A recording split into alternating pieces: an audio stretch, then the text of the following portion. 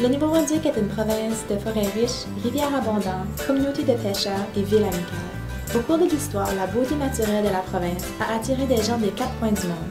Cet été, j'ai voyagé autour de la province et j'ai fait des entrevues avec des Néo-Brunswickois. Nous avons discuté le respect et la célébration des communautés linguistiques.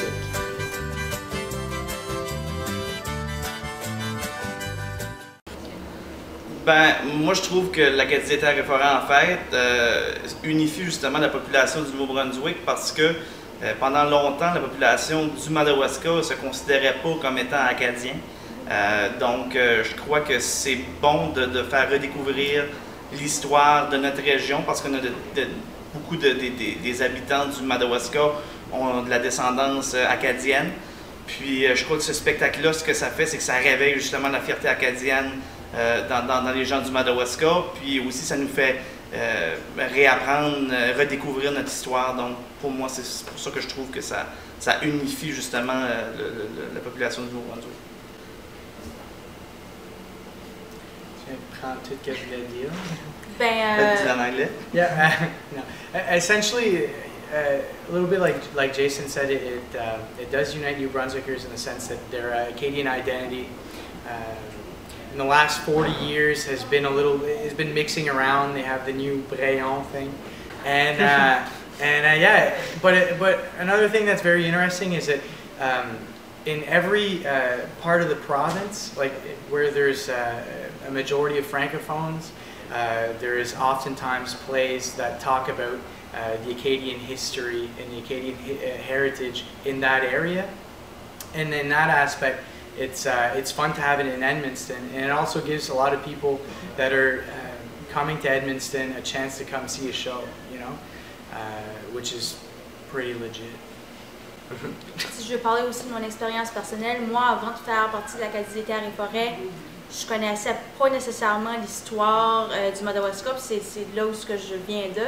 Puis vraiment, ça m'a aidé à vraiment, moi aussi, d'avoir une appartenance vraiment acadienne, parce que souvent on entend parler de l'histoire acadienne, de l'Acadie de la mer avec la déportation, puis tout ça, mais dans le fond, nous autres aussi, l'Acadie des Terres-et-Forêts, on est une région acadienne, puis je pense que c'est encore un processus pour que les gens découvrent leur culture.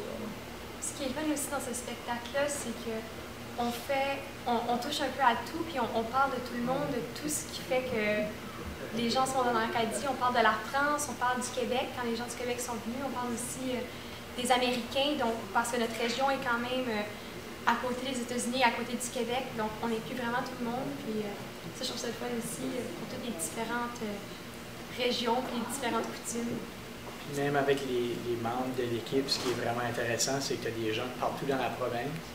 Ça fait que, tu sais, tu as des gens de Bathurst, tu as des gens de Saint-Léonard, des fois tu as des gens à Grand-Sault, Fredericton. Ils viennent de pas mal partout de la province. Ils viennent ici pendant un mois de temps. Puis ça les aide à découvrir la région. Tu sais, moi, avant le spectacle ici, j'étais passé pour une couple de semaines, tu sais, ici et là. Mais depuis que j'ai accepté de venir travailler sur le projet, j'ai vraiment eu la chance de rencontrer les gens de la communauté. J'ai été capable de me promener en bateau au lac Baker, faire toutes les choses touristiques qu'il y a à faire à Edmundston. Fait que ça fait apprendre les gens qui viennent ici beaucoup par rapport à la région. Oui, dans le contexte de la pièce, mais aussi dans le contexte d'être capable de vivre ici. C'est une expérience en soi. Depuis ce temps-là, je dis effrayable tout le temps.